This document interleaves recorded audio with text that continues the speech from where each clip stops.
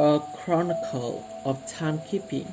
Our conception of time depends on the way we measure it.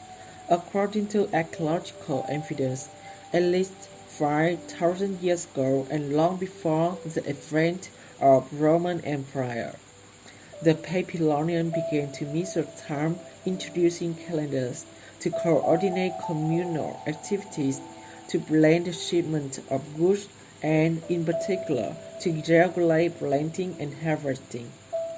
They based their calendar on three natural cycles: the solar day, marked by the successive period of light and darkness as the earth rotates on its axis; the lunar month, following the phase of the moon as it orbits the earth; and the solar year, defined by the changing seasons that accompany our planet's revolution around the sun. Before the invention of the artificial light, the moon had greater social impact, and for those living near the equator in particular, its waxing and waning was more conspicuous than the passing of the seasons.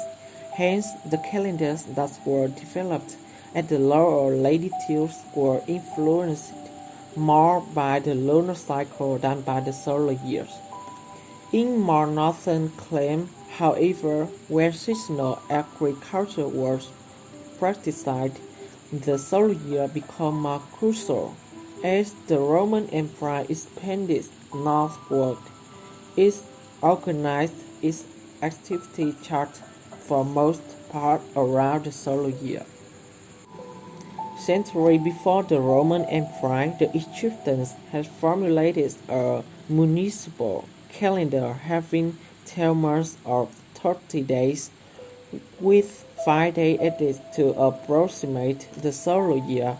Each period of 10 days was marked by the appearance of the special group stars called decans.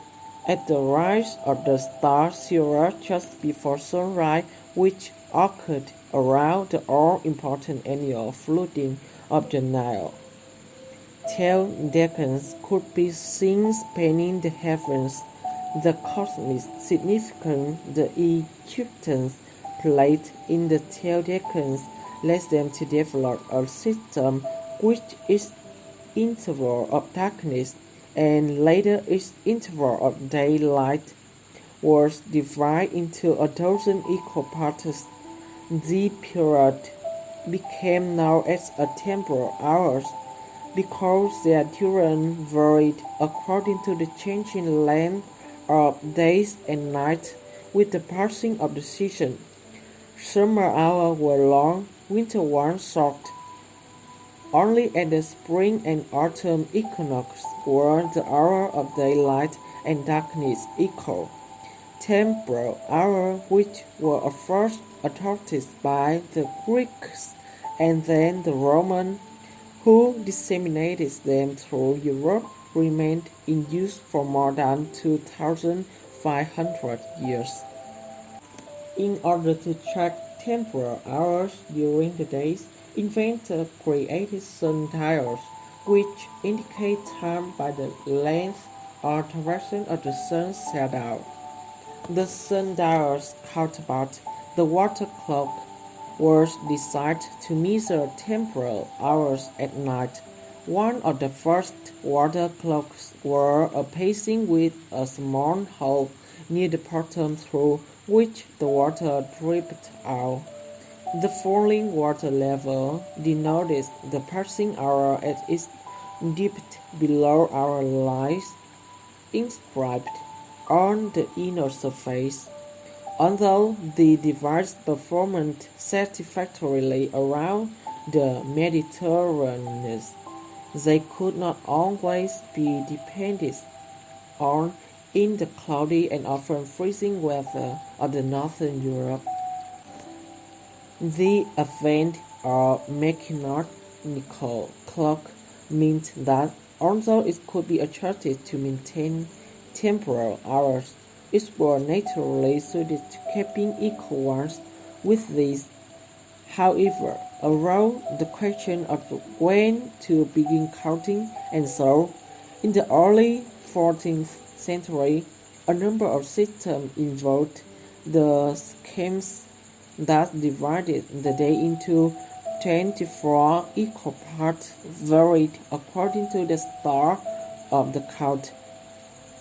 Italian hours began at the sunset, Babylonian hour at the sunrise, astronomical hours at the midday, and great clock hours, used for some largest public clocks in Germany at midnight. Eventually, they were superseded by small clocks of French hours, which split the day into 12-hour periods commencing at midnight. The earliest recorded weight-driven mechanical clock was built in 1283 in England. The revolutionary aspect of this new timekeeper was neither the descending weight that provided its motive fork nor the gear wheels, which had been around for at least 1,300 years, that transferred the power is what the parts called the escapement. In the early 1400s became the invention of coiled spring of fusion, which maintained the constant force to the gear wheel of the timekeeper despite the changing tension of its mainspring. By the 16th century, a pendulum clock had been devised, but the pendulums were in large arcs and thus were not very efficient. To address this, a variation on the original escapement were invented in 1670 in England. It was called the anchor escapement, which was lever-based device shaped like a ship's anchor. The motion of a pendulum rocks this device so that it catches and then releases each tooth of the escape wheel, in turn allowing it to return a precise amount. Unlike the original form used in early pendulum clocks, the anchor escapement permitted the pendulum to travel in very small arcs. Moreover, this invention allowed the use of a long pendulum which could beat once a second, and thus led to the development of a new floor standing key design, which became known as the grandfather clock. Today, highly accurate timekeeping instruments set the beat for most electronic devices. Nearly all computers contain a cold crystal clock to regulate their operation. Moreover, not only do time signals beam down from global positioning systems, satellites calibrate the function of precision navigation equipment, they do also as well for more powerful instant stock trading systems and nationwide power distribution grids. So integral have these time-based technologies become today existent. Thus our dependency on them is recognized only when they fail to work. Thank you.